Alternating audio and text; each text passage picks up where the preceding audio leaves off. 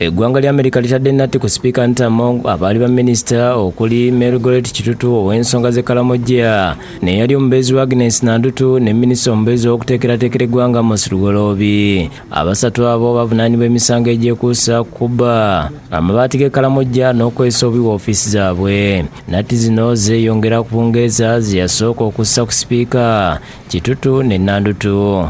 America tekomye kussa nvumbo ku Speaker yekka wabula nebba era nga ye President wa FUFA Ingiriam Moses Magogo n'abayambi b'abaminisita abagoba okuli Michael George Kitutu ne mukyala wa Lugoloobi Evelyn Nakimera. Omulala assiddwako Natti yali amyuka omuduumizi wa UPDF Lieutenant General Peter Lwelu nga mu kiseera kino muwabuzi wa President ow'enjawulo. America evunaana Lwelu emisango egyekuusa kutyoboola eddembe ly'obuntu naddala ku maanyi agaakozesebwa mu kulumba olubiri lw'omusinga abantu abawerako ne battibwa mu mwaka gwa 2016. Lwelu azze yeegaana okwenyigira mu bikolwa bino ng'agamba nti abantu be balumbagana balina emmundu. And in the process we realized that they were armed.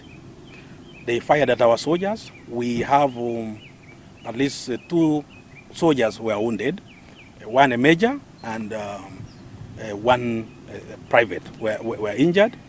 They were using small arms and these what I could call IEDs, improvised explosive devices. America ereetegeeza nti egenda kussa envumbo ku bakungu ba gavumenti abalala beegamba nti batyoboola eddembe ly'obuntu. Ebyo bibeereddewo nga President Museveni yawandiikidde Speaker Among bbaluwa ku nnyumba ey'Ebungereza gy'agamba nti tagiyina. President yabuuza Speaker mu bbaluwa oba ayina ennyumba oba agipangisa e Bungereza era n'alagira Minisita w'ensonga z'ebweru General Jeje Odongo okukwatagana ne gavumenti ya Bungereza emuwe ebikwata ku nnyumba eyo. Ebbaluwa eno yagiweerezaako ne kaliisoliiso wa gavumenti Betty Kamya. Amongo yayise ku mukutu gwe ogwa X ne yeegaana ennyumba eno eya kalina Flat 4 Silk House 7 Waterden Road mu kibuga London.